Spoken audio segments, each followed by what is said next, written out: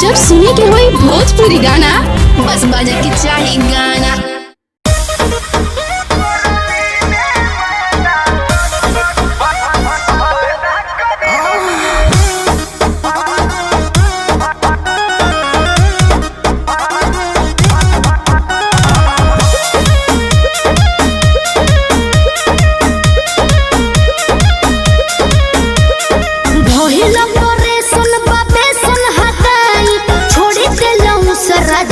से मंगाए सुनते हैं जी का हो अरे भोलो करे सुनबा बे सुन हटाई छोड़े देलहु सारा जजू से मंगाए नहीं सुई दवाई न पैदा करी गरमी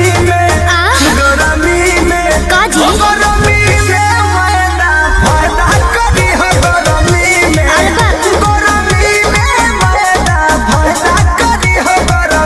में अरे खा लो हम ना खाए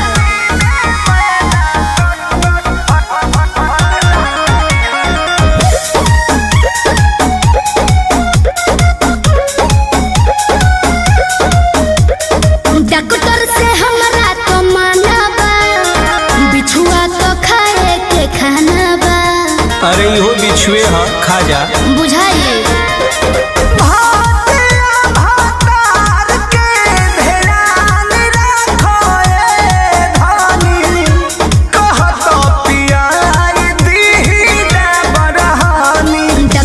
से हमरा तो माना बा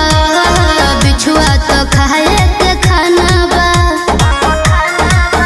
नहीं साइड इफेक्ट न पैदा करी रोवे जाना तनी गरमी में का हो गरमी में हो गरमी में मैदा फायदा करी हो गरमी में ओहो गरमी में मैदा फायदा करी हो गरमी में अरे खा लो कहतनी ना खाए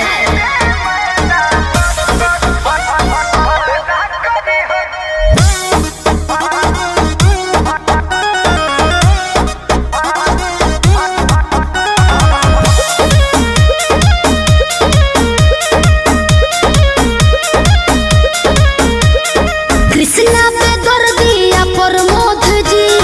रहुआ से बारे अनुरोध जी मान जाइए ना।